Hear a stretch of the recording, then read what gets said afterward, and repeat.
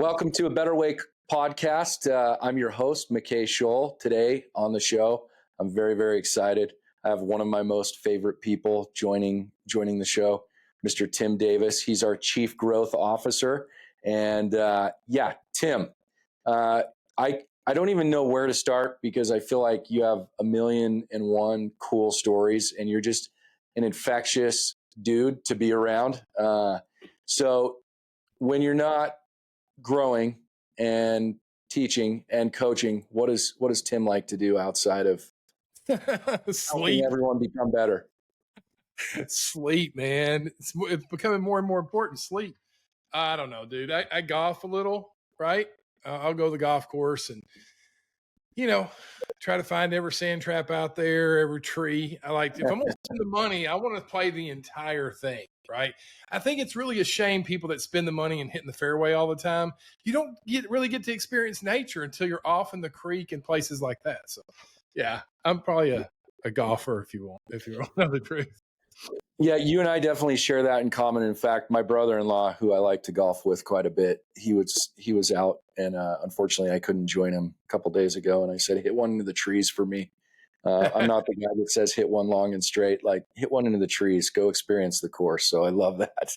Experience nature. You're outside. Go see it all, right? Yeah, exactly. So Yeah. I wanna be very respectful of your time because I know you're a busy guy. You also own a coaching company, right? Yep. We've got a coaching company, The Originator's Guide.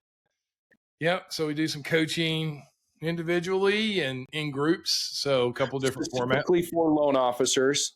Yep. 4 loan officers. We got a couple of real estate agents that we coach. Yeah. Oh, I didn't know that. That's cool. Yeah. But mainly loan officers. Yeah. I'd say that's 95% of them. Yeah, for sure. Yeah. Awesome. Yeah. We've been doing that. Gosh, man, since 2008, right? How many years that is? 17? Yeah, very cool. 17 years. That's awesome. Yeah. So tell me, Tim, how did you find Canopy Mortgage? And This is actually really. Yeah, I'm kind of setting this up because I want your side of it. Obviously, I know a little bit of how you found it, but I want your side of how you found Canopy and why on earth you would take a chance on someone like Jeff and Aaron. No, I'm just joking, but go ahead. We all have crosses to bear. These are all to help certain people. So that's no. Listen, it was a great story. I had a coaching client that had learned about you guys and was really taking a serious look at your platform, right? But that coaching client had never done anything other than retail. So all they knew was the box they had grown up in, bank and retail mortgage lending. And myself and my wife, used to be called a net branch way back in the day. I just dated myself. And then we ran our own broker shop. That was my entire career. Outside of getting in the industry at a lead generation shop, which lasted about 18 months, 2 years until the leads dried up. From there, I went into net branching and then some brokering, right? So all I've ever known is get up in the morning, you go find a customer, right? You get the customer locked into doing business with you. You get the revenue, you control your expenses and keep the difference. That's all I ever knew in this business from practically day one. So my client said, "Hey, would you check these guys out? Because number one, I've never run a P&L. So I don't even know the right questions to ask them, right? I might ask them something that's not even applicable." So I said, "Sure. I don't have a dog in the fight. I'll call them. Give me a name." So they gave me your name, McKay. So I'm like, "Hey, McKay, this is Tim. This is what I'm doing. I was completely transparent with you from the beginning, right? Hey, I'm betting you out for a client." And you said, "Hey, why don't you get on a plane and come out and see us?" Right? Okay, let me just add this little anecdote. The second I met Tim, we feel like we had something really awesome, but we were struggling to really grow. And the second I met Tim, it was like heavens opened, a light was shining on him, and I was like, that is our dude. He has got to get out here ASAP and meet the CEO. And I think I put you in touch on a video meet the next day with Aaron Brown, the CEO, right? Yeah, maybe so, man. That seems familiar. I'll go with it because I just keep moving forward. Right. But, yeah. So I said, hey, look, I got to bring Ange. Her and I have been doing this business together forever. And so I don't do anything without her in this business. So you're like, hey, yeah, put her on the plane. Come on out. So we come out to Salt Lake City. And I think I've told you this story, but her mission was to vet out your operations team because that's her area of expertise. And the worst thing a loan officer can do is end up at a company where operations doesn't have their back. Because all a loan officer does all day is run their mouth about promises that they're going to, make, right? Hey, Yeah, that someone else has to deliver on those right. promises, right? Yeah. Yeah. The loan officer is the promise maker. Ops is the promise keeper, right? And so they're running their mouth all day long. I can close you this. I can get you this rate. I can do this, whatever. But then ops really comes in and makes that happen. So her mission was to vet out the operations department, see if they had it together, and a loan officer could trust them because confidence is something we all need. It's fleeting. You get it at moments. It leaves at times. Like you try to get it back. But I'll tell you this much: if a loan officer loses confidence in operations, that's it. They're not selling. They're not running their mouth. They're not talking to anybody.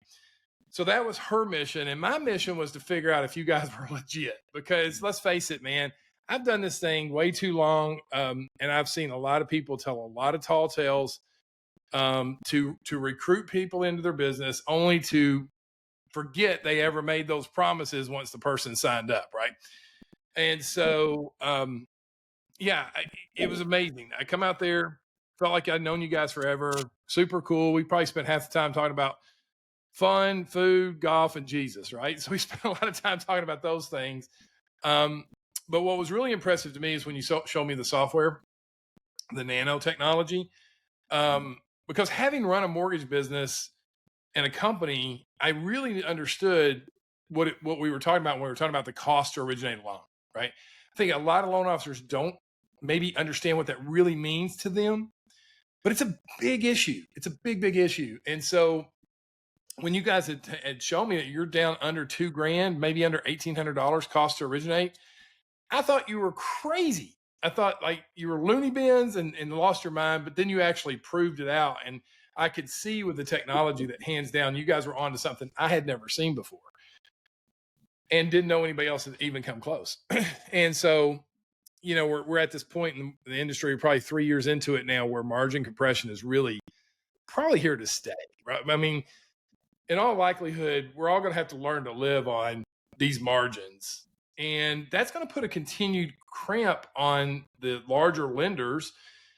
And I think there's a wonderful opportunity for people to get into models like what we have here at Canopy. So we're at dinner and Aaron, one of the co-founders, drops me and Angie off at the hotel. And he said, "What did you think?" And I said, "Hands down, probably the best thing I've ever seen. I'm going to tell my client, do this yesterday, get on board." And he said, "Was there anything that you would change?" I said, "Yeah, dude. Like one thing I would change immediately is like, nobody knows who the hell you are." So true. Literally, you have an exposure problem. I bet you I call 50 of my buddies and they'd be like, "Canopy, who are you talking about?" Right. And I said, "You should fix that. You should fix that problem. Or not. It's not my company. Do what you want, but that's my advice." So the next day, Aaron picks us up. We had some gear at the office. We had a few more things we were going to do at the office. So he gets us in the office and he's like, "Hey, why don't you come fix that exposure problem?" And I was like, "I don't know about all that. We've got the coaching business. We've got a lot of speaking gigs lined up. I'm just not sure." And so he, puts his best pitch on. Super cool dude. Love him to death. And so on the plane ride back, I mean, we weren't 30 minutes in the air. And Angie looks at me and she says, "You know you want to do that." I said, "Hell yes." She goes, I've been around you forever. I know you want to go in there. And I said, "Yeah, I want to go in there and do it. I want to do it." I said, "But we hadn't talked and I wasn't going to have that private conversation in front of you guys." And I said, "What do you think?" She's like, We've started stuff before. What the hell difference does it make now?" Right. She's like, "If you want to do it, go do it." I said, "All right." So, and in marketing style, I ordered a video in the plane, right? We're 33,000 feet above America. I ordered this Cameo video. It comes back. I had it rushed. It was like a 3.5 hour flight back. Had this Cameo video made, and I texted it to Aaron before we landed, right? So basically saying, hey, you know what? We'll figure this thing out. We'll work out a deal. You know, I'll come in and run my mouth, and we'll see what we can make happen. So that's the story. No, I love that. And, you know, something everyone should know about Tim, he runs faster than any human I've ever associated with. And he still tells me he's only running at about 70%. What did you say last time? Are you at 70 yet or just 50? I don't know, man. I always feel like I'm behind, dude. I really do. Yeah. I feel like I'm so far behind right now. It's not even funny. Like, I don't know. I don't know why I'm so he has made me uncomfortable in all the right ways. And I love one of my, I'm obviously a big Cubs fan, Joe Madden. Thank goodness finally delivered the 2016. But he always said there is no growth in a comfort zone. Like, in order to be able to grow, you need to be uncomfortable. And I feel like Tim has pushed the envelope of in all the right ways to help us to continually see and push ourselves a little bit farther with the right individuals. And so, Tim, kind of help me see what are your plans as far as you're the chief growth officer. What are your plans to continue to grow Canopy? Where do you see us going here in the next year, the next 5 years? What are your big goals? And I'm going to sit back and try not to be scared when I hear what your goals are. So, I mean, listen, I heard this quote or read this quote about Warren Buffett one time. It said, Warren Buffett makes most of his decisions on only 30% of the information, right? And that goes along with a quote I heard years ago. It said, stop being afraid to make a decision. Just make a decision and make your decision right. You know, and so those are probably, you know, it's why I move so fast. Plus, my disc report says I move fast, you know. But yeah, so I mean, let's go back to the beginning. I think I started September of 2023. We had an exposure problem. We got to solve that. You know, you got to get known, liked, and then trusted, right? Those three things have always been staples of sales. And so, and I'm not really opposed to controversy either, quite frankly. And so one of my initial goals was we've got to get on the map and get people talking about us, good, bad, or indifferent, right? Good, bad, or indifferent. And I know that people will probably try to play the other side of the fence that there's no such thing as bad PR, but I don't think there is. When I was a loan officer, I worked a ton with the music industry. They did a lot of things to sell tickets. And so I said, you know what? The first thing we got to do, we got to get known, right? So we've got to get the social media game up. We got to get the story told. We got to craft the story, right? That's another thing that we've got to do. It's got to be impactful. It's got to be truthful. It's got to address the issues that are going on. Everything that you guys have to fix the loan officer's greatest problems right now, you have it. We just have to get that message in front of them. So that first year was a couple of things, right? Talk to everybody that I know, engage them in conversations, share the message, but simultaneously get that out through social media because, you know, people have spring thumbs from scrolling so much, right? So that was number one. I said, if we, by the end of the year, if we were, I could know if we're successful from two metrics, the people that joined and the production they're bringing, and number two, if people are starting rumors about us. And both of those things happened. So we doubled the size of the production, and right there at the tail end of it, we started hearing rumors that were being fabricated, quite frankly, about our organization, right? And so I knew at that point we were really on to something. And then the second step of that is you pour on the gas. You know, you just pour on the gas a lot more. You just let that fire just keep burning and burning and burning. And so you start to reach a point where your partners that see the value here start to tell their friends about it. So you start to get more and more evidences of success, you know, and those evidences of success, they start to just spiral out there on their own. and you start to get referrals. I am extremely proud of one thing. I have not made one cold call, recruit, whatever you want to call it, to a loan officer since I've been here. Not one, not one. Everything has come through our social media efforts and referrals. Everything. So, I think we're going to continue down that path. I mean, dude, I'd like to be 10 billion in the next 5 years or less, you know? I think it's possible. I really do. I think we're still in liftoff stage. We're still taxiing down the runway and maybe got the front wheel starting to get in the air, but we've got to really get lift and get a little bit higher. I don't think we'll ever reach a cruising altitude because I'm not built that way. But yeah. So no, love that. And so far, everything Tim has said would happen, has, and that's exactly why he is in the absolute perfect place and position within our executive team as the chief growth officer. So Tim, let me set up another question. If I'm a prospective LO and I feel like, man, maybe Canopy's for me, like, sell me, why would I want to come to Canopy? I mean, I think there's a number of reasons that I hear. Okay, so let me just kind of break those down for you real quick.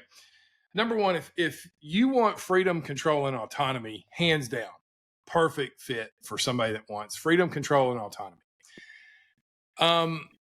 What most people don't realize is they're already running a P&L. And I'll say this, the easiest thing to create in somebody's life is doubt. It's so easy to create. If I just say to you, McKay, do you really think hoodies are your kind of style? Should you be really wearing hoodies? You're going to be thinking about that for all week, every time you go in the closet, right? So I just planted a seed of doubt, right? And so this seed of doubt gets planted by regionals across the country at these big mortgage companies because they've got overrides hanging on that loan officer's production. So they'll say to them, you really think you could run a P&L? So-and-so failed doing that, right? To which I say, look, you're already running 2 P&Ls. You've got a household P&L where you bring in money, right? You pay your mortgage, your utilities, you buy some golf balls, whatever. You have to manage that budget every month. And number two, you're running a mortgage P&L because you're bringing in 100% of the revenue. You're just allowing other people to dictate where the majority of it gets spent. And so yeah. And it's so funny just to just reemphasize one of your points, because I think this is one of the, I've had so many people be like, oh, but the P&L thing scares me, because oftentimes you're finding individuals that haven't, quote, ran their own P&L. And I always ask this question, like, on your personal finances, can you balance your checking account? Can you do that?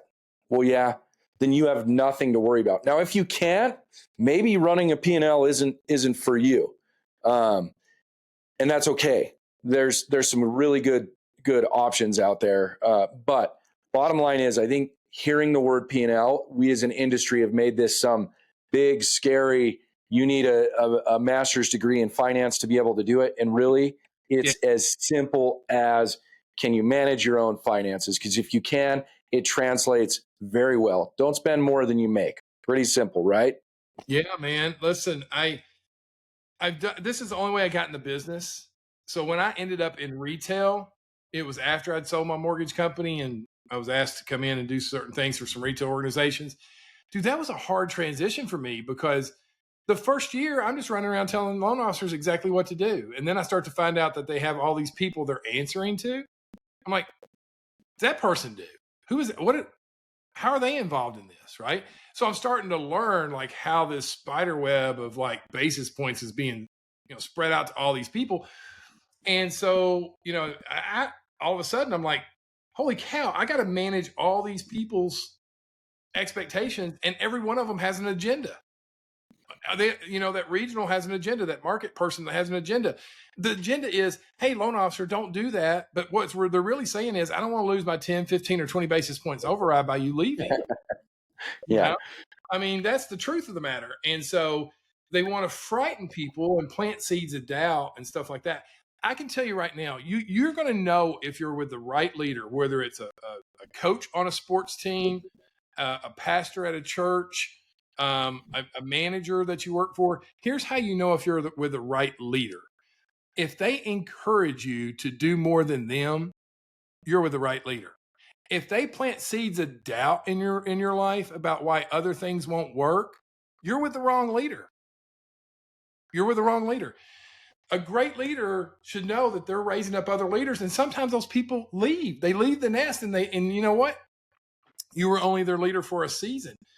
Leaders that plant seeds of doubt, bad leaders, get away from them. Hands down. But going back to what we're talking about, yeah, if you can manage a checkbook, you can manage a P&L. Sounds like dodgeball. If you can throw a wrench, you can throw a ball, right? Or dodge a wrench. But it's really true, and people get scared about it because they think it's some mysterious thing. I've never seen a company break it down as so simply as we have. And then once people get a taste of it, they're not going back. They're just not. But that's my experience. Like I always ran lean, man. My first office had bars on the window, dude, because it was only $300 a month.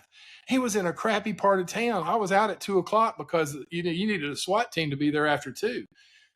But I didn't need some fancy office with marble floors and stuff like that. I'll meet you at Starbucks or come to your place or whatever. Run on less than you make. Run on less than you make, right? All you need to do this business, I promise you, is a network of people, your cell phone, and some gas in your car. You don't need much more than that. You really, really don't. Our 7-figure solopreneur lifestyle formula, where we teach you how to make a gross $1 million in a year, literally can be done with Facebook, your phone, and gas in the car. That's all you need, period. And the people that understand that accelerate, really, really fast. So Love that. Hey, you mentioned a word, and I'm super careful when I run a podcast. You said disc. mm-hmm. Help us understand, and I know we probably should have your wife Angie on here and do a whole segment on disc, because I think it would be worth the time. But give us a Reader's Digest version of what that is and what Angie can do to help build the absolute all-star of a team. Yeah, it really simple. It's just how and why you make decisions. That's it. Right? It's not a pass fail. It's not a good person, bad person. It's simply how and why you make the decisions in your life. The process by which you think through decisions. That's all it comes down to. When you understand yourself, I think John Maxwell said this one time. He said, the greatest thing that anybody could ever do is gain a high sense of self-awareness. What am I good at? And find other people to do the other stuff, right?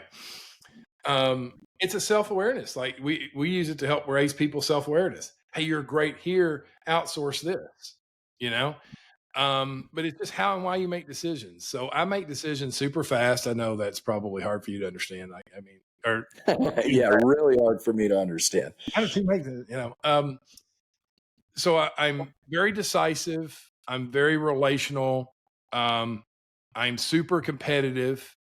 So I know my environment has to encompass people that are very similar in nature, or otherwise I'm not going to like the environment. I'm very low in the details, so I have to have Angie check my spellings and manage my calendar and all other kinds of things. But it's great for team building. It's great for creating your unique selling proposition, how you introduce yourself to people, how you can describe clearly how you bring value to them. We use it in coaching to recognize other personalities you're speaking to and adjust to things that matter to them.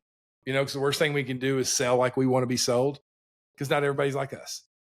But yeah, the simple way is like how and why you make decisions, and it's useful in your personal growth, your professional growth, sales, every aspect. It's hands down. I don't know if that simplifies it too enough, but no, that's awesome. And I think, like I said, I think it's we need to bring Angie on and kind of dig down into the details. But if anyone's interested, we'll make sure and put a link to that and to her contact so that they can learn more about DISC. I know Tim has introduced it to our executive team, and consequently, the majority of our branches utilize that resource to make sure they're building the right team with the right personality and getting the right person in the right seat on the right bus. That's right. It's so important. So important. Yeah. Cool. So, Tim, let me ask a question. In a lot of ways, I feel like the legacy loan officer is changing or has changed. It feels like every year the number of LOs has gone down over really since the big refi boom in 2020-ish.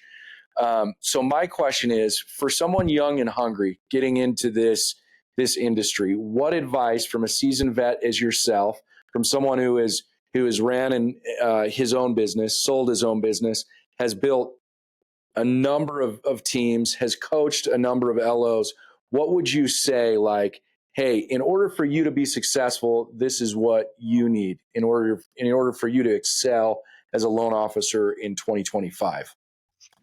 So I'm going to break it down really simply. You need to spend your daytime hours networking with one goal in mind. This was my first mentor told me this the first day on the job. I said, what do I have to do every day?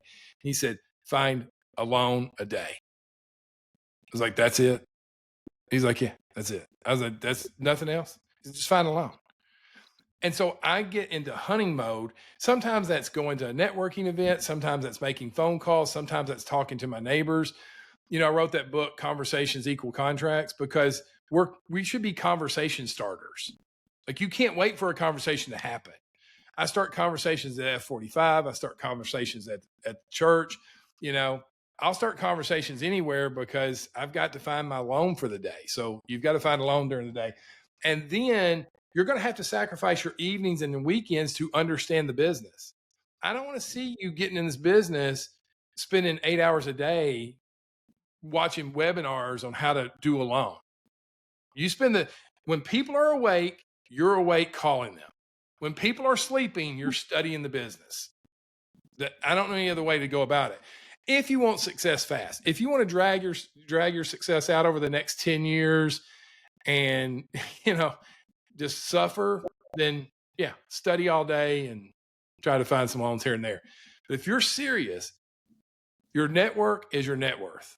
And you've got to know everybody. And I think we're in a stage now where you've got to be the local mayor / celebrity of the town that you live in. I'm telling you right now, the people at the post office, they know what I do because I'm dropping off those solar boxes 3, 4, 5 times a week, you know? The people at 45, they know what I do. The people at church, they know what I do, right? My neighbors, they sure as hell know what I do, right? And then of course the realtors, builders, and people like that have direct referrals from me for you too. But yeah, I would study at night and the weekends, and I'd spend my daylight hours meeting everybody in town. Wise words from you, Tim. And I can't thank you enough for being willing, one, to hop on the show, take time out of your busy schedule, but two, for really taking a chance on us at a very pivotal time. And 3, for just absolutely crushing it and delivering time and time again. I am so stoked to continue to grow with you and to continue to build Canopy into the greatest mortgage company out there. So thank you. Thanks for coming on the show. It's going to be a lot of fun, brother. I love you, man. I just want to share this message with loan officers. Let them decide for themselves. Do you want to be trapped and give away all this money, or do you want to set up a legacy and a financial future for yourself? Hear me out. I'll send you my success kit, right? We've got that whole solopreneur box. It's got like everything you would need to grow a business, whether you come to work for us or not. I'll give you that for just getting on the phone call and hearing us out, So I would encourage people to do that. Love it. So if someone is interested and they want to engage, what is the best way to get a hold of Tim Davis? Literally, this is what you ought to do. Go to solopreneurloanofficer.com, solopreneurloanofficer.com. There's a video there that you can watch. And then my calendar link is right there. You can click it and get right on my calendar. We'll do a video call just like this. And I'll answer any questions that you've got. Plus, I'm going to mail you that whole box, every book that I've ever written, tons of resources to grow your business. a webinar on how to close 75 more loans a year, all these scripts to use. You get all this stuff, like probably thousands of dollars worth of stuff to grow your business for free, just to schedule the call and hear what we've got to offer. So love it. Thank there you, you go, man. Tim.